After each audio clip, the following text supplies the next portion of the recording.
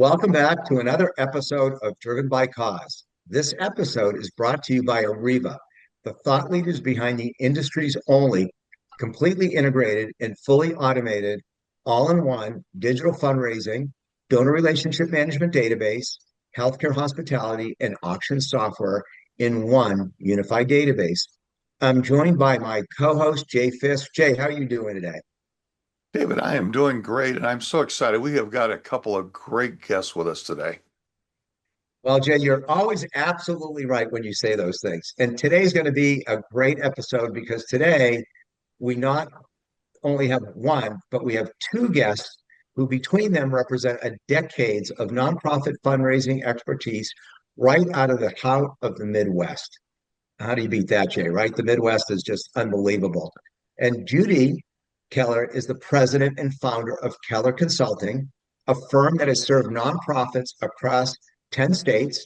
She's raised over 100 million for causes ranging from healthcare to the arts and built a reputation for rolling up their sleeves, doing the work alongside their clients. Before founding Keller Consulting, Judy held leadership roles at the American Lung Association, the University of Miami, and multiple public media organizations. Joining her today is Stacy Tew-Lovasz, Senior Vice President at Keller Consulting, a proven executive leader with over 20 years of experience who spent years driving double-digit revenue growth as a regional leader and an executive director at the Alzheimer's Association. Together, they are a powerhouse. Judy and Stacy, well, welcome to Driven by Cause. We're happy to have you. Thank you, David. We're excited to be here.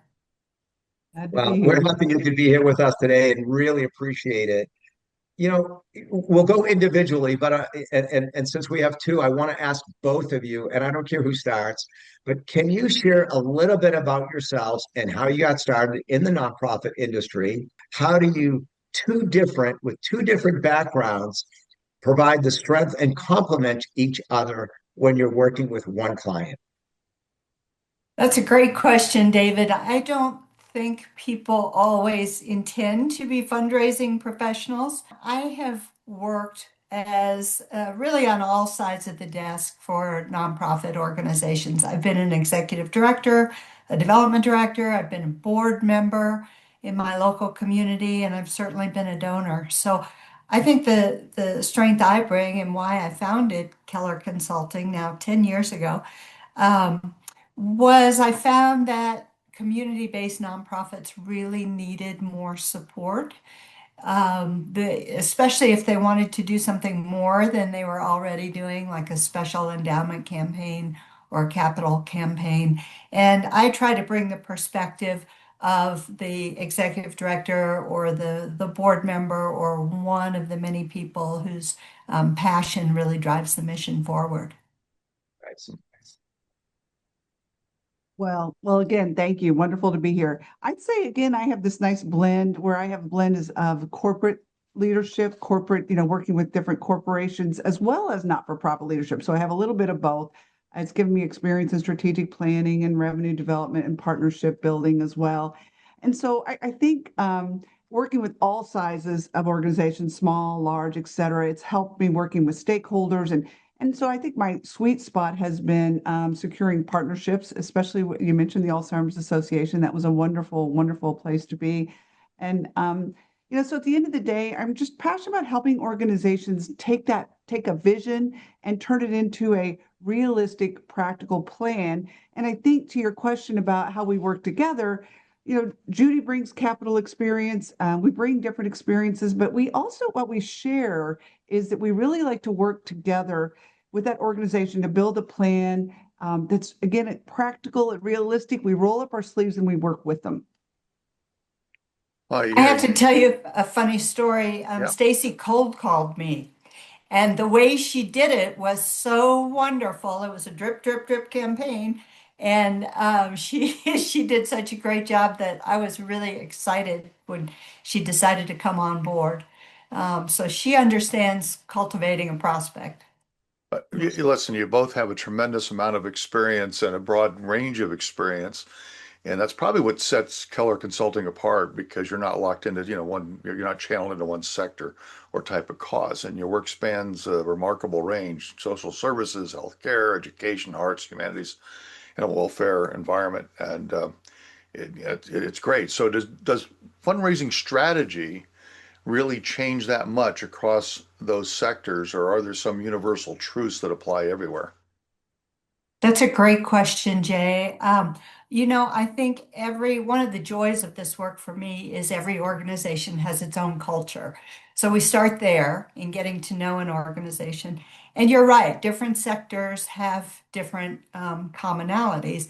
A social service organization is, I won't name one in particular, but if you're working with a social service organization or humane society, that's very different than an art museum. Size also matters, right? If you're working with a small startup healthcare organization, that's going to be very different than a large established hospital. So I think each sector brings its own information. Each board and staff bring their own culture. So yes, that is true. But it's also true that there are commonalities for successful campaigns. There are just certain things that need to be in place. They're critical success factors, if you will. So I think it's true both sector and um, um, campaign universals are at play. I'll add to that. The sector may change, but the relationship, stewardship, and that compelling case for support, that never goes out of style. And you're reaching out to supporters, and the supporters may cover a wide swath of different kinds of nonprofits that they support. They aren't necessarily tied to one sector, to one particular sector, right? They might have three or four different charities that they support that could also be very diverse in what they do, the range of what they do. Well, and Jay, you're right. And I would point out that organizations have different motivations for working with donor communities. Some are seen as charities, some are more service organizations or membership-based organizations. And then you have some that are also reaching the general public, but each organization type is slightly different as well. Well, the next question I have, I think, is one of the most important questions any nonprofit needs to answer truly honestly before they even take the leap. And a lot of the organizations, unfortunately, I think, are getting it wrong. What are the signs from your perspective, both internally and externally, that a nonprofit is truly ready for a capital campaign versus just wanting to launch one? That's a great And I love that, question. Judy. I love that style when you heard it. That was great. And Stacy, you too. Well, that's exactly where we live. Feasibility studies in preparation for a capital campaign. It's not all that we do, but it's certainly what we seem to be needed for the most. Um, Especially talking to you all, I would say number one, right out of the gate is good data, right? We've got to be able to know our donor base, be able to talk to our donor base, be as efficient as possible, and those are all critical successes that Ariba brings to the table. When we're doing a feasibility study, we look for five different factors, and I'm so glad you asked what they are. First, we want to hear about community benefit. What is it that the community perceives the organization provides? And that may not always be what the organization itself hopes to be providing. Second, we want to hear about leadership. We have to know that the organization is held in high regard, that their board and senior staff are respected and considered good stewards of the funds that they do receive. So leadership is definitely a topic. The project itself is always important. You can have a great organization, but a project that's slightly either complicated or not perceived as urgent and critical. So the project itself is always very important. Fourth, we want to know about the volunteer engagement and involvement, not just donors, but volunteers. And again, Ariva's support in that area is fantastic because organizations can keep track of exactly what the relationships are. And then lastly, we want to know about timing in the community. Community may be national, right? If it's a national campaign, but we need to know what else is out there that the donors perceive to be a conflict or a competitor.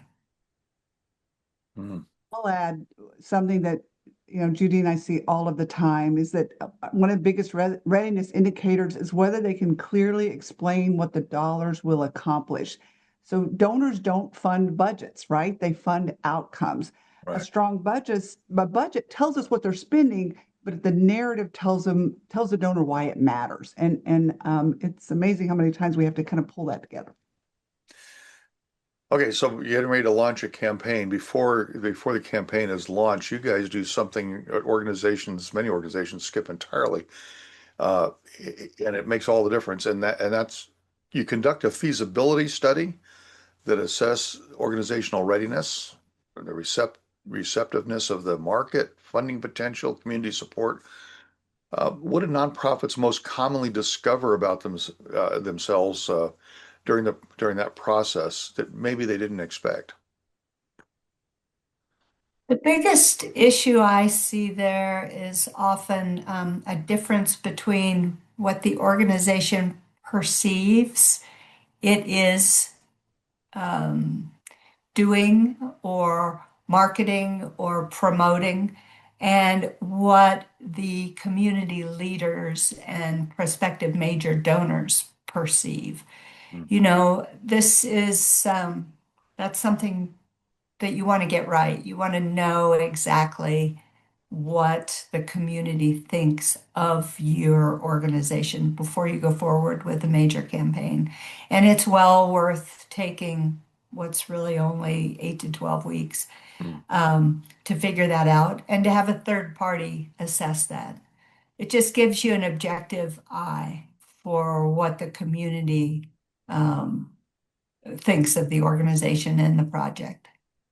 Add that, Well, I think I think through the feasibility study, they frequently realize that the preparation and the process is going to be greater than they realize and that they potentially might need outside support. How many times do we identify during that they don't have a relationship management system? All of those things come out through that feasibility study. yeah, no, Yeah, that's I really, agree with Stacy. I think the process of the feasibility study really informs the board and staff of what it takes to run a successful campaign.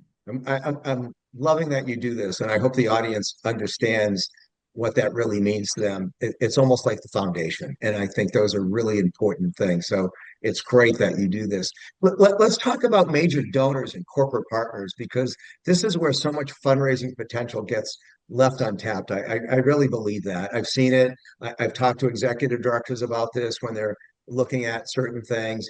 And a big part of your track record is building relationships with major corporations and large donors that truly result in what you call transformational growth. How do you teach an organization to think about corporate partnerships differently than they think about individual donors? Great question, because it's such a different mindset. We have to remember that the corporation is making a business decision, not just a charitable one. Of course, it's both, but it is a business decision. So our advice is simple. Lead with curiosity and listening, not with an ask. I can't tell you how many times people lead with, I sent them a sponsorship package and I never heard from them, right? Well, we need to know more than that. We need a discovery meeting. My favorite question to ask, and frequently the corporations are surprised that I say, before we start talking, what are the challenges you're facing? As you grow, where do you want to grow geographically? Where are you going to go? And they're very surprised with that. The second question that I ask when I'm in that discovery meeting is, what does your successful partnership with another not-for-profit look like? And then I listen. What does that look like? And is there employee engagement? Are there volunteer experiences, community visibility, talent recruitment? How does that align with your business goals? Then we talk about what we can do and where we have alignment. Not until then. I would have to give that example of the partnership between the Alzheimer's Association and Edward Jones. I was thrilled that my chapter was part of pulling that together. Edward Jones recognized that Alzheimer's disease was impacting their clients and their families, right? So supporting research, education, and care, it wasn't just philanthropy, it aligned with the challenges that their clients faced every day. It was the perfect alignment. That's what you're looking for those transformative partnerships, and it takes a relationship, getting to know them. It's not about sponsorship, it's about creating shared value. Let's talk board retreats. So board retreats are one of those things that can either Chocolate. they can be generally transformative, right? Or they can just be a great boondoggle, an expensive afternoon that changes nothing. And you probably have seen both. So you offer board retreats and strategic planning as part of your practice. So what needs to happen in a board retreat for it to actually change behavior when people leave the room? I mean, versus just another planning document that sits on the shelf. Oh, great question again. First, Judy and I continue to be surprised that organizations that either don't have a strategic plan or they have one that does not address revenue growth and long-term sustainability. So a strategic plan is not strategic and it's not attainable if you don't fund the future, right? So 3 characteristics that we see of plans that get implemented are, first and foremost, is accountability. And this is not exciting, fun stuff. It's accountability. Goals are assigned, the process is measured, there's a regular reporting, at least quarterly or biannual, to both leadership and board. And staff and board are held accountable, both. Right? Second is you have conversations about it. It's not just staff reporting. Here's how we're doing. There's actually board engagement in discussing the progress, the challenges, the opportunities, and what needs to change. Third is ownership. Everyone who leaves the retreat knows their roles. We do that for every retreat. It's very clear. The plan doesn't just belong to the organization, or even sometimes they think it belongs to the consultant, right? No, it belongs to everybody, and they all need to follow it. When those 3 things are in place, accountability, conversation, and ownership, we see that it's a working tool rather than a dusty book. You know, the world your clients are, of fundraising, it looks very different than it did even 5 years ago. And I don't even think it's your clients. I think it's everybody's clients, right? And staying current while staying true to their values is a real tension. And I think it's in its own right. And I know these are not always easy, but the fundraising landscape has changed enormously for a lot of different factors. AI is influencing it, digital giving, we talk about it, new donor demographics. I mean, we could go on and on and on in the shifting. But as a firm deeply rooted in relationship-centered Midwest style philanthropy, you got to understand, I love Midwest people because they're just different in their own kind. How do you help clients adapt without losing what makes their donor relationship so strong? So right, this And landscape I know is that was just a mouthful, so sorry about that. All right. it's a lot, right? It's changing, and all of us have had to change with this as well. So, we are a firm that we believe in that Midwest approach, and quite honestly, I think the approach to philanthropy is probably across the whole United States, but Midwesterners like to own it, right? That relationships matter, trust matters, and people give to people before they give to organizations. It's that simple. So 3 key principles with all of this: AI, data. I love AI. I love data. I love having all of that to make a decision. So 3 principles that we advise our clients is use the technology to create more time for people. Use that lens, right? And that's again where something like an Ariva is a great example. You can simplify data entry, simplify reporting, do a better job of looking at donor relationships and management, and where are we spending time and where should we be spending time, and where in mining, right, out of that data. Second, we say start with the relationship, not the technology. So we don't say, oh, how can I use AI today? You say, what's the problem we're trying to solve? And then fit the right tool into that. Again, and third, Try not to chase shiny objects. We all want to do that. I've tried out 2 or 3 AIs, and they are shiny and fun. But look and see which one, when you're deciding, look at your litmus test is, does this engage donors? Does it strengthen stewardship? And does it advance our mission? If it doesn't, it might be a distraction. We know Nice. technology can absolutely prepare us for these conversations at levels we weren't ready for, we weren't even aware of, but we know it can't replace them. Yeah. Well, speaking of digital, this is one we hear nonprofits avoid all the time because the truth can be a little bit uncomfortable. You offer social media audits as part of your services, examining follower growth, organic and paid reach and engagement across platforms.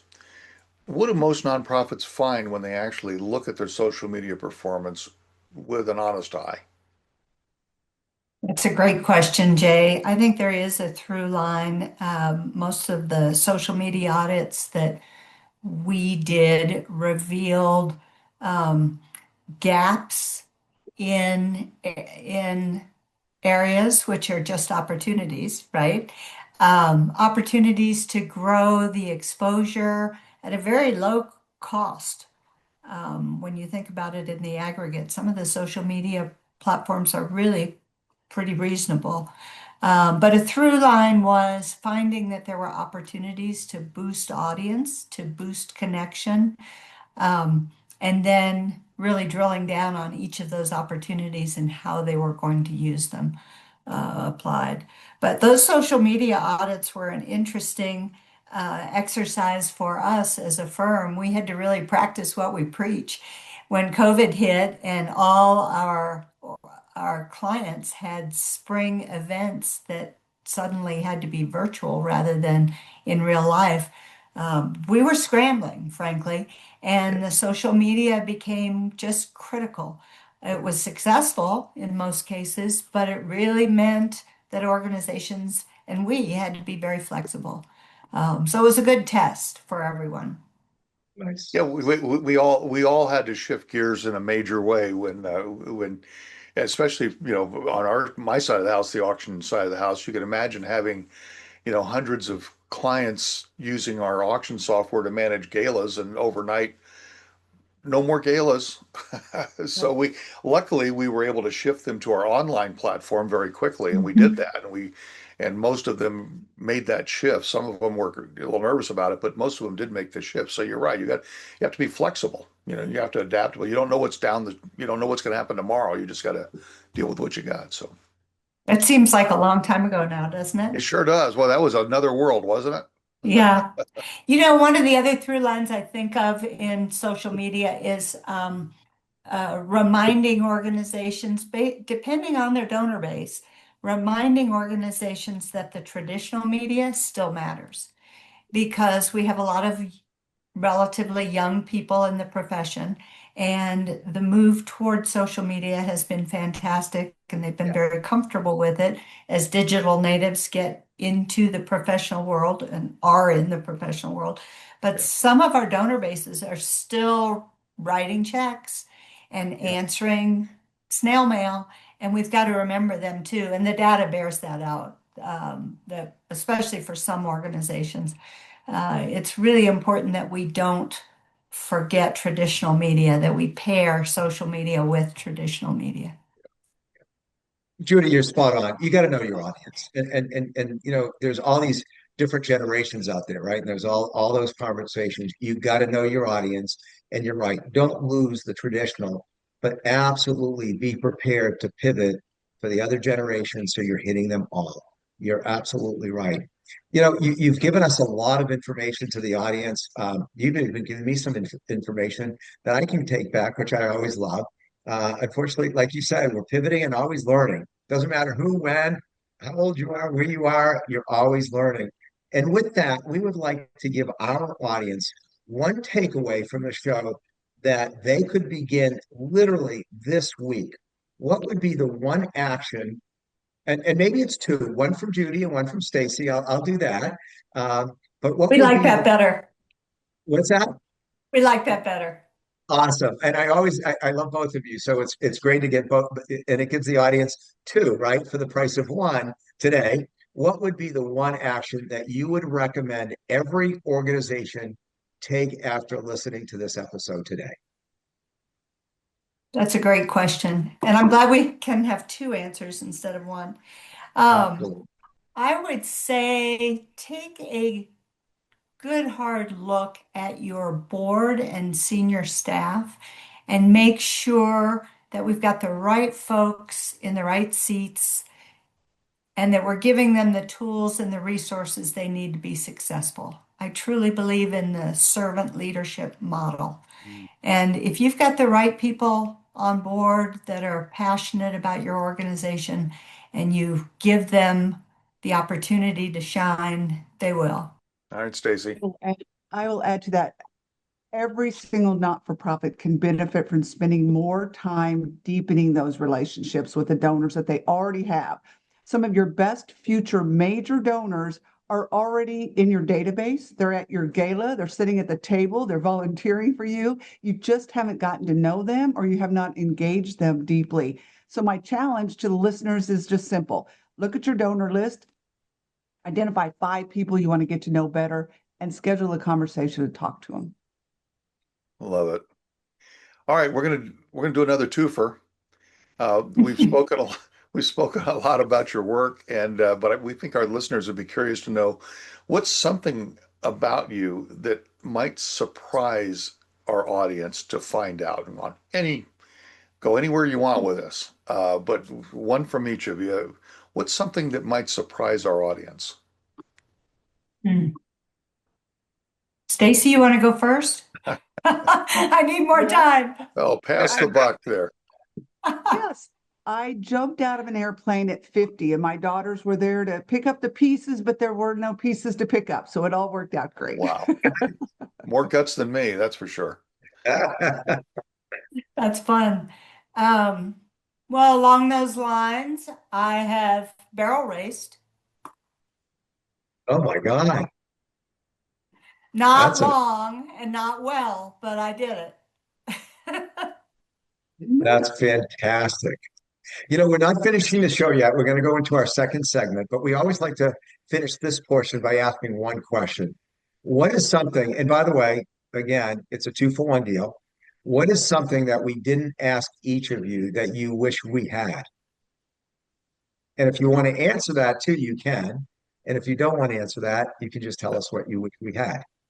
I think we could talk more about the power of volunteerism. And I think the data that we can capture about people through Ariba is just phenomenal. It's the background we need to strengthen the relationships that Stacy's talked about.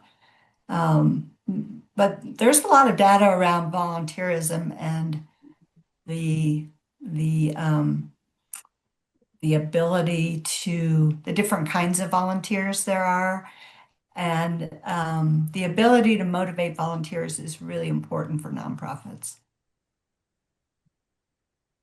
I think I would add is we're hearing, time management is one of the biggest barriers that EDs and development directors are facing, and we're seeing burnout and we're seeing high levels of turnover in both positions. And so they want to be effective. They want to do a great job. So at the end of the day, I'm going to talk about relationships again, right? Spend more time on relationships and less time on transactions. At the end of the day, the development director and the ED, they need to spend more time on those relationships and look at their calendar, right? Actually pull up your calendar, look at it. It will reveal your priorities and you'll see, where did I spend my time last week? And I challenge everybody to double the time that's spent on developing relationships. Excellent. Well, both Judy and Stacy, you were both great. This was great. We're not finishing the show. We're just going to pause, but we'll be right back after this. We are a team that has had an enduring influence on the nonprofit industry for more than 3 decades. We pride ourselves on developing and delivering technology with a purpose, software born of a genuine understanding and passion for cause. We are relentlessly dedicated to our client success. We are with our clients. for good. We are Arriva, tech with purpose, driven by cause. Arriva is the trusted advisor and market leader of fundraising, donor relationship management, and auction software and services. Exceed further, our evolutionary all-in-one digital fundraising and donor relationship management software is helping nonprofits worldwide further their mission, transform fundraising, and cultivate relationships with donors and constituents. Our Maestro auction virtual, live, and silent auction software, text-to-bid, virtual and mobile bidding software, and text-to-fund, text-based donation software are helping nonprofits raise billions of dollars through thousands of virtual fundraising events, charity auctions, and galas.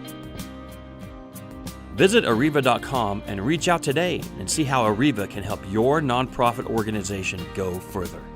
Welcome back to Driven by Cause. Ladies, this is the time in our show where we do something called Ask the Maestro, and you two get to be the maestro, which means we actually get two answers today instead of one, which is okay. And so we bring real questions from real nonprofit professionals and straight to our guests. So Judy and Stacy, let's get your thoughts on this one. This question comes from Ann, a board member of an organization in the Midwest, ironically. And she says, our board has been talking about launching a capital campaign for 2 years, but we can never seem to pull the trigger. How do we know if we're actually not ready or if we're just afraid? So there you go. It's a great question. That is a great question. I spend a lot of time visiting with boards about just that. And Anne makes a good point. Sometimes, for whatever reason, the organization's just afraid. So that's again where learning about capital campaigns and having a third party, having an outside voice can be really helpful. And then ultimately going through a feasibility study, because that's where you really learn everything you need to know to make a decision. We always say you should date before you marry. So that feasibility study is also a way to dip your toe into the process without hitting the diving board. All right, Stacy, you're up. That's great. I think she covered it all. Really, it's that feasibility study, and some people want to skip that, and that's the part that tells you kind of no go or go, and not just no go or go, but maybe go this direction or go phased, right? So it's incredibly valuable. Wow. Both answers great. Thank you so much. We appreciate it. And if those of you listening want your question featured on a future episode, drop it in the comments or send it our way. And we just might have a future guest answer your question on one of our future broadcasts. Jay, thanks for that. Judy and Stacy, again, it was a pleasure having you with us today. It was such a treat. I mean, we didn't just have one, we had two, and two powerful people. So we really appreciate that. And thank you so much for all of our insight and advice to our listeners. You really gave them a lot of great information today.